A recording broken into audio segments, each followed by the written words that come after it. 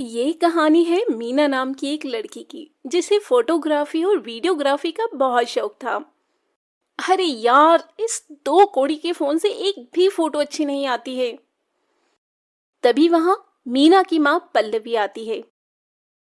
अरे बेटा पल्लवी, फोटो ही खींचती रहोगी या खाना भी खाओगी? अरे माँ, मैंने आपसे कितनी बार कहा है कि मुझे एक कैमरा दिलवा दो, लेकिन आप तो मेरी सुनने को ही तैयार नहीं है। बेटा, तेरा एक कैमरा का दाम भी तो 10 कैमरे के बराबर है। अरे माँ, आपकी एक ही तो बेटी है और आप उसे एक कैमरा नहीं दिलवा सकती हो। अगर आप मुझे कैमरा नहीं दिलवाओगी तो मैं खाना भी नहीं खाऊंगी। नाटक बंद कर, तेरी मनपसंद बिरयानी बनाई है मैंने।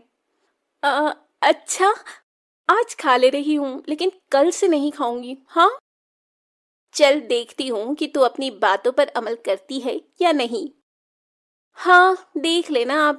पहले मैं जरा आज अपनी बिरयानी खा लूं। पगली। तो मीना डाइनिंग टेबल पर बैठती है और अपनी बिरयानी खाने लग जाती है। खैर, इसके कुछ दिन बाद एक दिन मीना के पापा ऑफिस से घर आते हैं। ले बेटा, तेरा बर्थडे गिफ्ट। अरे पापा, मुझे जो चाहिए वो तो आप मुझे देंगे नहीं, तो इसका क्या फायदा? अरे बेटा, मुझे मालूम है कि तुझे क्या चाहिए, लेकिन जरा इसे भी तो खोलकर देख ले एक बार। इसमें भी बहुत अच्छी चीज है। खोल ही लेती हूँ अब। इतने प्यार से जो लेकर आए हैं आप मेरे लिए। मीना गिफ्ट खोलती है तो देखती है कि उसमें कैमरा रखा हुआ है। ये देखकर मीना खुशी के मारे पागल हो जाती है। अजी, मैंने आपसे मना किया था ना कि इतना महंगा कैमरा अभी मत दिलाइए इसे। आप भी ना। अरे पल्लवी, तुम इतना टेंशन क्यों ले रही हो? अरे इसे फोटोग्राफी और वीडियोग्राफी का शौक है। अगर हम इसके शौक पूरे नहीं करेंगे तो कौन करेगा? Yes papa, you are the great. आप तो मुझे बहुत अच्छे से समझते हैं। उफ भगवान, ये दोनों बाप बेटी का क्या करूं मैं। हाँ माँ, आप बैठो, मैं पापा के लिए खाना लगाती हूँ। देखा, आपसे कैमरा मिल गया तो खाना भी लगा रही है अब। अरे कोई बात नहीं, अभी इतनी बड़ी बेटी भी नहीं हुई है हमारी, बच्ची ही तो है। हम्म।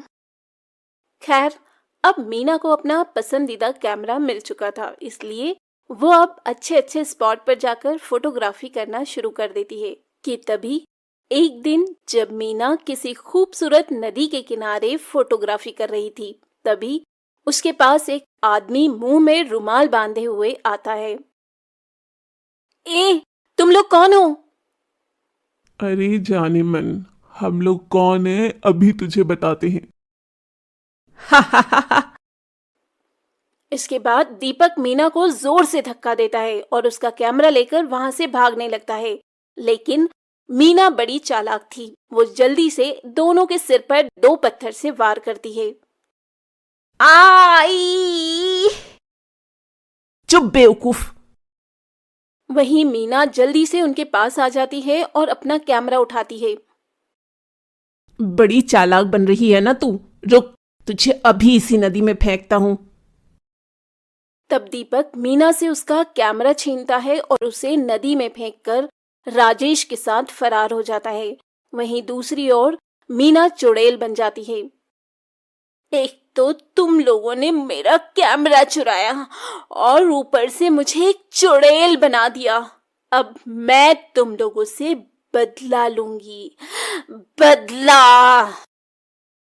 वहीं दूसरी ओर मीना के माता पिता उसके लिए बहुत परेशान होते हैं और उसकी मिसिंग कंप्लेंट थाने में लिखवा देते हैं।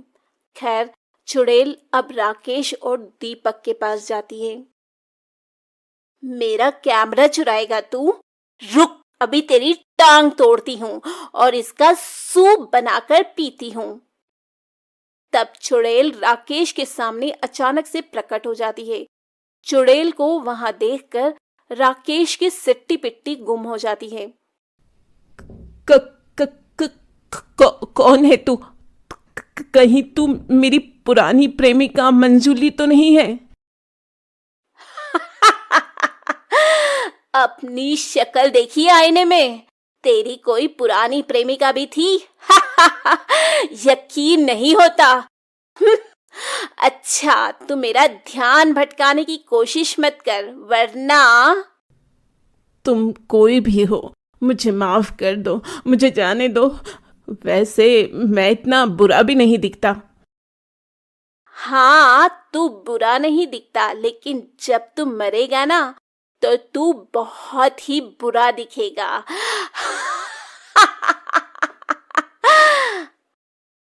मरेगा मतलब? हाँ, अगर तू मरेगा नहीं तो मैं तेरे हाथ और पैर का सूप बनाकर कैसे पीऊंगी रे? नहीं नहीं, ऐसा मत करना। एक तो मेरा कैमरा चुराता है और मुझे मारता भी है, और ऊपर से बोलता है कि तुझे ना मारूं। अच्छा, तो तू कैमरा वाली चुड़ैल है? हाँ।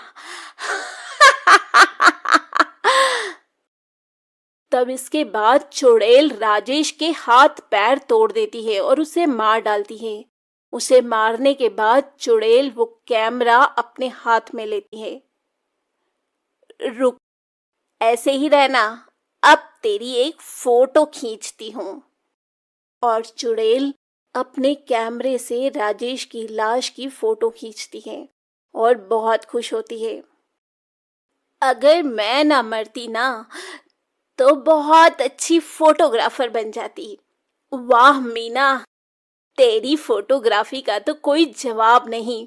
सोच रही हूँ, अब से मैं बुरे लोगों को ऐसे ही मारूंगी और उनकी ऐसे ही तस्वीर लूंगी। इस काम में तो बड़ा मजा आने वाला है मीना। लेकिन दूसरा वाला आदमी कहाँ है? पहले तो उसे मारूंगी और सोच रही हूँ कि उसकी खोपड़ी का सूप बनाकर पीऊं। और चुड़ैल अब दीपक को ढूंढने लग जाती है। वहीं शाम को जब दीपक राजेश के पास आता है तो देखता है कि किसी ने राजेश को बहुत बुरी मौत मारा है। नहीं, कहीं ये काम उसी लड़की की आत्मा का तो नहीं है? मुझे भागना होगा यहाँ से। तभी वो वहां से भाग जाता है। वहीं दूसरी ओर चुड़ैल एक आदमी की दुकान के पास जाती है। दरअसल वो आदमी मोहल्ले में बासी मिठाइयां बेचता था। इस आदमी की वजह से मेरा बहुत बुरा वाला पेट खराब हो गया था। इसे तो मारना ही पड़ेगा। खैर, वो आदमी अपनी दुकान बंद करके घर के लिए निकलने लगता है कि थोड़ी दूर आगे बढ़ने पर एक सुनसान गली में उसे चुड़ैल मिल जाती है। चुड़ैल? वो भी कैमरे वाली? आजकल चुड़ैलों के पास भी कैमरा होता है क्या? और क्या, हम लोग मॉडर्न जमाने के चुड़ैल हैं। हमारे पास सब कुछ होता है। अच्छी बात है, अच्छी बात है। लेकिन तुम्हें मुझसे क्या काम है?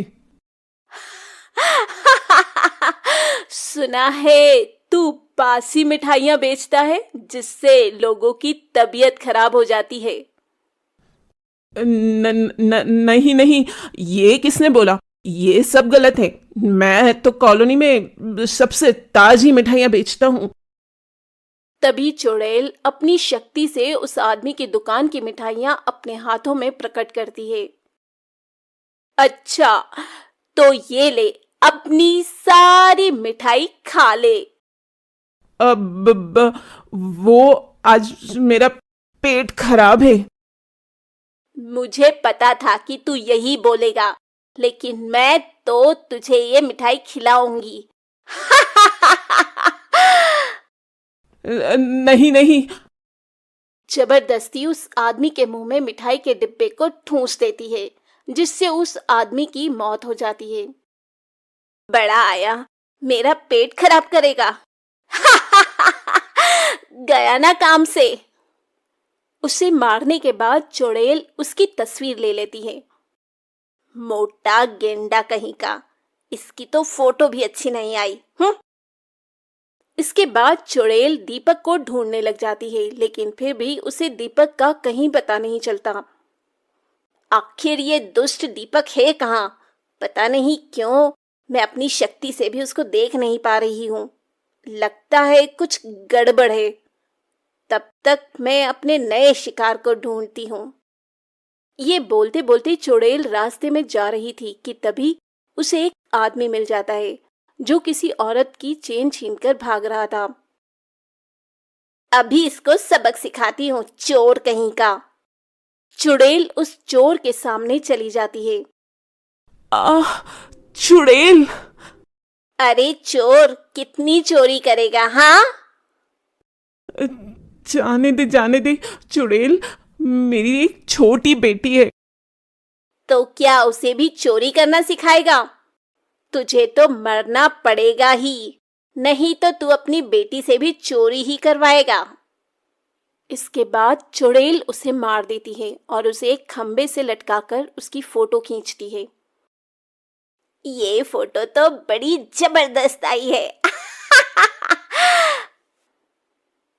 खैर, कुछ दिन बीत जाते हैं और कॉलोनी में चुड़ैल के बारे में सबको पता चलने लगता है। तभी एक दिन कॉलोनी वाले पंडित को बुलाते हैं। उस घर की एक सदस्य है वो चुड़ैल। पंडित जी, ये तो मेरा घर है। हाँ, तुम्हारी बेटी मर चुकी है और वो चुड़ैल में बदल चुकी है। वही ये सब कर रही है। ये सुनकर मीना के माता पिता बहुत रोते हैं। रो मत बेटी, हमें उसकी आत्मा को मुक्ति दिलाना होगा। ठीक है पंडित जी, आप जो कहेंगे हम वही करेंगे। मीरा का एक खूनी है जो अभी तक पकड़ा नहीं गया है। हो सकता है कि उसके पकड़े जाने के बाद उसे मुक्ति मिल जाए। अच्छा पंडित जी। खैर, कुछ दिन बाद इंस्पेक्टर दीपक को पकड़ लेते हैं और उसे पकड़कर उसे हथकड़ियां लगाकर कॉलोनी में ले आते हैं, जहां आज कॉलोनी वाले पूजा करने वाले हैं। बेटा मीना, हमें पता है कि तुम्हारे साथ बहुत गलत हुआ है, लेकिन तुम बेवजह बेकसूरों को मत मारो। और ये देखो, दीपक पकड़ा गया है, हमारे सामने आओ। तभी चुड़ैल वहां पर प्रकट हो जाती है। वो लोग बेकसूर नहीं थे। माना कि वो लोग बेकसूर नहीं थे, लेकिन कानून को अपने हाथ में मत लो मीना। हाँ बेटा, अब तो दीपक भी पकड़ा गया है, ये सब मत कर बेटा। हाँ बेटा, तू तो हमारी प्यारी बिटिया थी ना, तो फिर क्यों नहीं करती है ऐसा? इस तरह सभी लोग उसे बहुत समझाते हैं।